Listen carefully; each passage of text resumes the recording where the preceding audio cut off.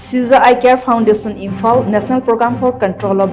Blindness, NCPB, National Health Mission, AMASUNG City Dental Hospital, Kakching Da Pangthokkhre SHILLAGA Lemna Mit Layengba AMADI Ngoudong Surgery Camp Ngarang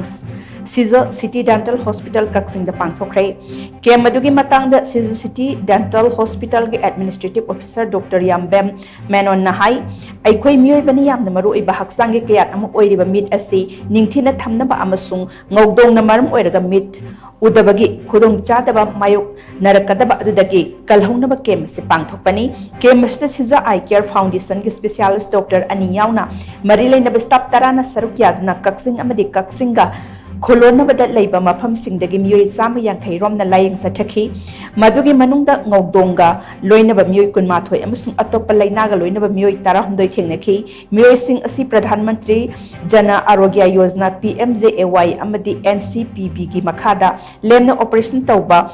natraga hanthaba mamalda operation tawbagi khudong chaba pigani Shija hospital da operation tawnaba chathok chasin amasung hospital da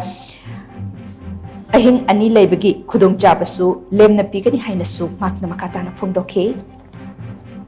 masigi ke masida punna miyoi sama yang kai yemi na sauri abiki ke masida sauri abu miyoi sigi manung dai ko na ketre ke oina miyoi kulga mari amadi eresia haibadi ifram ka kapasida miyoi taradaru detect ko mamsaki ketre amadi ifram ka masigi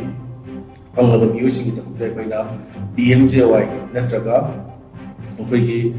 NCPB की मखादा Lemna surgery तो बहुत नटरगना है subsidise surgery उन साबा